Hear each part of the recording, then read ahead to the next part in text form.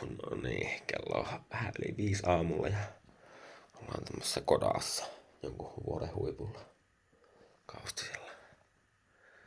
Pitäis vissiin lähteä jatkaa matkaa. Matka saan tästä ja ulos. Ei paljon enää, mutta siellä on kota, missä oltiin yötä ja lähdetään sitten jatkamaan tältä vuorelta alas. Melko tunkkaus aluksi, että pääsee pois täältä. Jalat ei tykkää. Siis jalkapohjat ennen kaikkea, jotka on ollut märkänä vaikka kuinka pitkään. Täällä ihan pikkusen ripsiä, mutta muuta ihan jees. Eikä edes kylmä. Kuvittele, että olisi vähän kylmempi. Mutta joo, mennään niin eteen. Päästiin sieltä alas. Melko varovasti saa mennä niitä kallioita alas. Ylivieskaan 83 kilsaa. Näköjään. Mutta joo, tosiaan aika paljon tuhrantu aikaa siihen vuoren huipulla olevassa kodassa käymiseen. Mutta oli sehän kiva paikka, että kun sai niinku nukkua paikassa, missä ei varmaan oo ketään muuta. Ja sai oveen kiinni ja pyörän sisälle. Kelepasan se. No sitten taas pyöritellään. Yllättävän hyvän tuntuiset jalat, vaikka välillä tuntuikin eilen alkupäivästä, että mitähän tästä tulee, että olenko mä liian kovaa. Polvitaipeeseen vähän sattuu, mutta paletaan. 37 kilsaa painettu tätä päivää ja mulla tuli tossa vaan mieleen, kun tässä Toholampia lähestyttää, että me ostin eilisen vuorokauden aikana 79 eurolla ruokaa. Jumalauta, 79 euroa. Ja mitä siitä on jäljellä? Siitä on muutama patukka ja 1 pussi Fani vai fasupaloja, kumpia ne on. Se on avaamaton. Ja sitten on vähän hätävarakokista. Kaikki muu on syöty ja juotu. Että kai sen tässä pikkuhiljaa huomaa, että ei oikein niinku ennen starttia viikkoon tullut syötyä mitään. Ei siis oikein ollut ruokahalua ja oli niin huono olo ja semmonen vetämätön olo. Ei ruoka maistunut, vaikka tiesi, että pitää syödä, mutta minkäs teet, ei sitä voi väkisin syödä. Tai kai voi.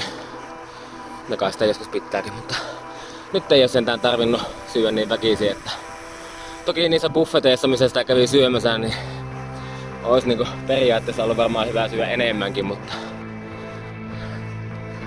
ei sitä nyt voi ihan ähkyynkään itseä syödä tämmöisiä jutuissa. Sievistä löytyi tämmönen mukava herkkupätkä märkää irtosaraa. Mutta täällä saattaisi olla iltakerho. 1 kontribuutio. Minkäs näköinen paikka tämä on? Tämmönen näin. Siellä toivotetaan tervetulleeksi.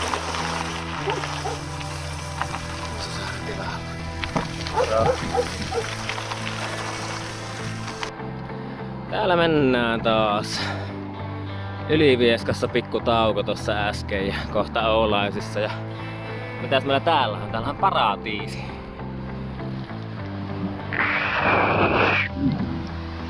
Matikaisen lomaparatiisi. Joskus 100 vuotta sitten mä kävin myymässä jäätelöä tuolla. Tai siis tuonne. Vein jätskiautolla sinne niitten tilaamaan lähetyksen. Haluaisitte kuitenkin tietää.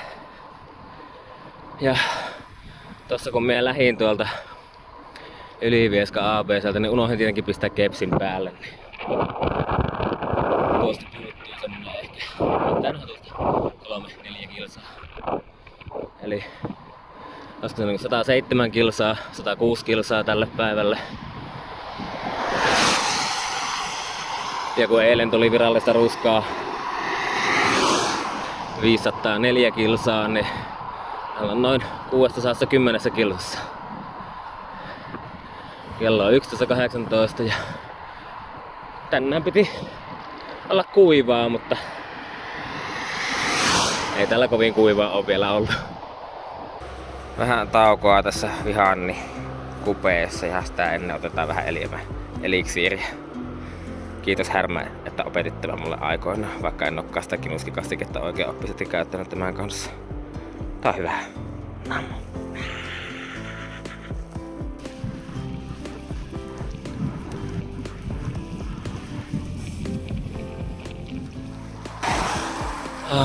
Vähän pitempi tämä ja vähän enemmän vastatuulta, mutta saa vähän rauhaa tuosta 86 liikenteestä. Hohoja. Mutta joo, oli tarkoitus mennä jo hyvää aikaa aikaisemmin tonne radan huoltotielle ja vettää sieltä NS viiva suoraan kohti Liminkaa, mutta tämän aikaisemmin ajelin pari sorapätkää, niin alkoi hyvin nopeasti voimasiirto kuulostamaan siltä, että nyt säälitään sitä vähän valitettavasti. Mutta voimasiirto voi kuitenkin tulla vielä tarpeeseen tässä loppumatkalla. On kuullut sellaisia huhuja. Ja kun tosiaan tässä, nyt kun on noin 145 kilsaa ajanut tälle päivälle, niin siitä noin 145 kilsaa on satanut, vaikka ei pitänyt sattaa.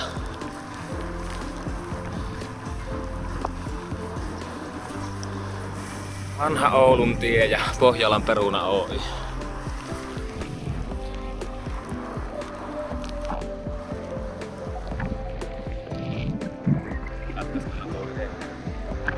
Kattokaa nyt tuolla kun paistaa aurinkokin, mutta täällä sattaa. Hittaakaan jättää. Voi kannattaa jättää.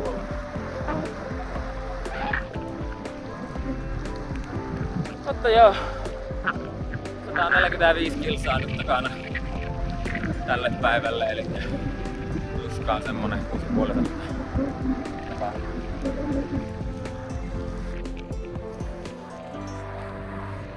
Ja hetken hengähystauko ennen kuin mennään takaisin 86.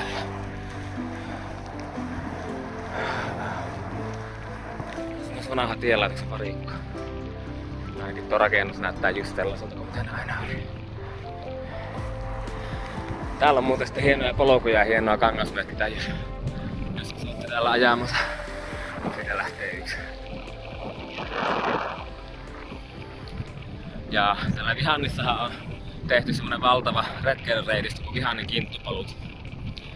Sekin kannattaa käydä tsekkaamassa, mutta se on hyvin vaihtelevaa. Siellä on paljon sellaista pätkää, mikä ei edes mullekin vaan läskillä.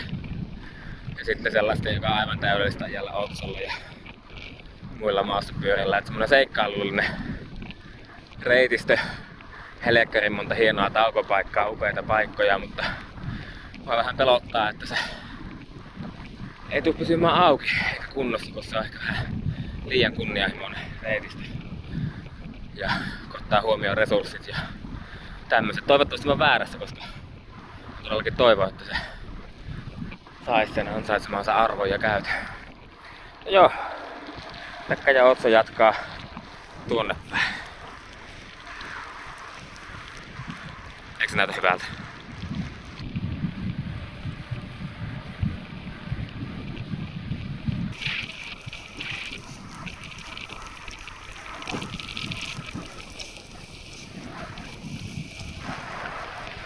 Sieltä Pekka tulee! Kädet tangolla ja hyvä Peksi, jaksaa! Ei se jarruttele yhtään, se painelee menemään ja matka etenee. Nyt ollaan Limingassa. No etkä oikeesti. Ihana päästä pois noilta autokanteilta, että se olisi vessaan vaan oikeesti. Ihan pelkästään se meteli saatiin sitten, kun sinne vaan uskottiin, että kuinka läheltä seuraava kuski liipasee siitä ja minkälaisen suihkuvaa.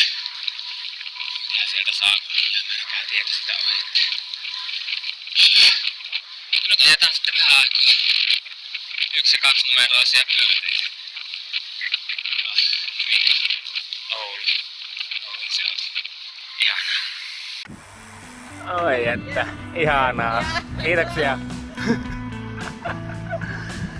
Oi että.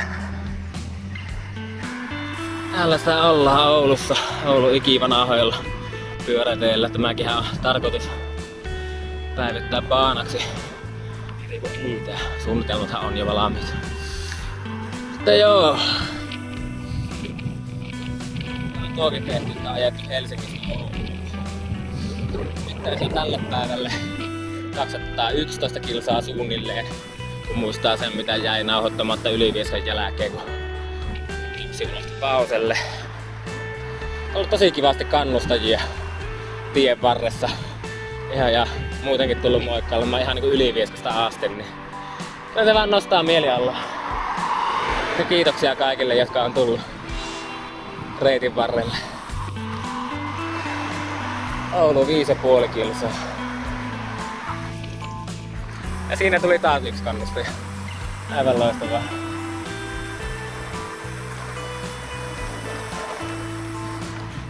Joo. Tässä on kohta 4 tuntia vajaa 2 vuorokautta siitä kun lähdettiin Helsingistä mutkitelle ja Helsingistä siis noin 715 kilsaa ajettuna, laskenko mä oikein? Joo. Ja täällä ei sada. Katsotaan nyt. Mä jää ilman sadetakkia ja tuolla paistaa joku tommonen mölly.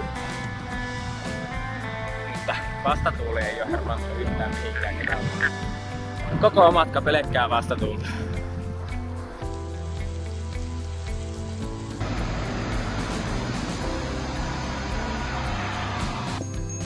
Hyvä Pekka!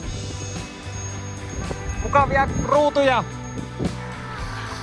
Oulun ydinalueet alkaa olla takanapäin ja ei tullut kuvattua kovin paljon kontenttia nyt sieltä, mutta siihen on ihan syynsä. Niin paljon kannustajia oikeesti, että ei voi käsittää. Eikä pysty pitämään kynneleitäkään. Aivan mahtavaa. Kun miettii, että ukko on ollut siinä kunnossa, että miettii, että lähteekö edes yrittämään. Ja nyt on kuitenkin onnistuttu ajamaan jo Ouluun asti. Kiitos kaikille.